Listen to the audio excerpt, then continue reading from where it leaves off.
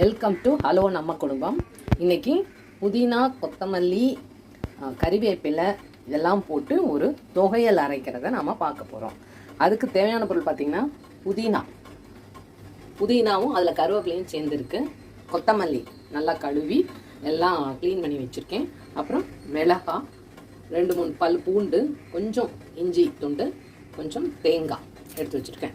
இப்போ இதை என்ன செய்யணும், ஃபஸ்ட்டு எண்ணெயில் போட்டு நல்லா வதக்கி ஃபஸ்ட்டு நம்ம இதை எடுத்துடணும். அதுக்கப்புறம் மிக்சியில் போட்டு அரைக்க போகிறோம். இதுதான், இவ்வளோ தான், வெரி சிம்பிள் ப்ராசஸ் தான் இதுக்கு. நாம் இதை எண்ணெயில் போட்டு இப்போ வதக்கிடலாம்.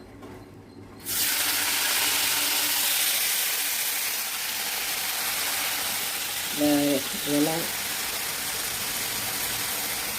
மிளகாய், தேங்காவை நான் வதக்கிறதா இருந்தால் வதக்கிக்கலாம். பட் அரைக்கும் போது கொஞ்சம் இந்த எண்ணெய் போட்டு நம்ம வதக்கிறதுனால கொஞ்சம் சிரமமாக இருக்குது. அதனால நான் அதை வதக்க போகிறதில்ல. இது வரைக்கும் நல்லா கொஞ்சம் நேரத்தில் நல்லா வதங்கினோடனே ஆறினோடனே நம்ம மிக்சியில் போட்டு அரைச்சிட வேண்டியது தான். கொஞ்சம் நேரம் வதங்கட்டும்.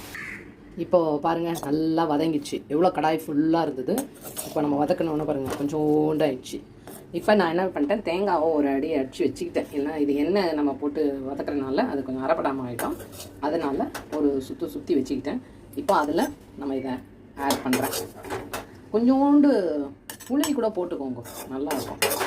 நான் இப்போ சொல்லிட்டேன். அதை நீங்கள் ஆட் பண்ணி அதோட அரைக்கும் போது நல்லாயிருக்கும். இப்போது இந்த மாதிரி இலைங்க எல்லாம் வேஸ்ட் ஆகிடுச்சுன்னா, சமைச்சிட்டு நிறையா இருக்குது அப்படின்னா நீங்கள் இந்த மாதிரி ட்ரை பண்ணுங்கள். நல்லா டேஸ்ட்டாக இருக்கும் இந்த சட்னி. இதை மிக்சியில் அரைச்சி கொஞ்சம் உப்பு, தேவையான உப்பு போட்டு இதை அரைச்சிட்டு வந்துடலாம். இப்போ பாருங்கள், இட்லி ரெடி ஆகிடுச்சு, சட்னியும் ரெடி ஆகிடுச்சு. இப்போ நான் மிக்சியில் போட்டு அரைச்சிட்டு வந்துட்டேன். டேஸ்டான பச்சை கலர் சட்னி ரெடி. இப்போ இட்லியும் ரெடி. இட்லிக்கு இதை தொட்டு சாப்பிட்லாம், இல்லை தோசைக்கும் தொட்டு சாப்பிட்லாம், இல்லை சாம்பாருக்கு, தயிர் சாதத்துக்கு, ரசத்துக்கு, எல்லாத்துக்கும் ரொம்ப டேஸ்ட்டாக இருக்கும்.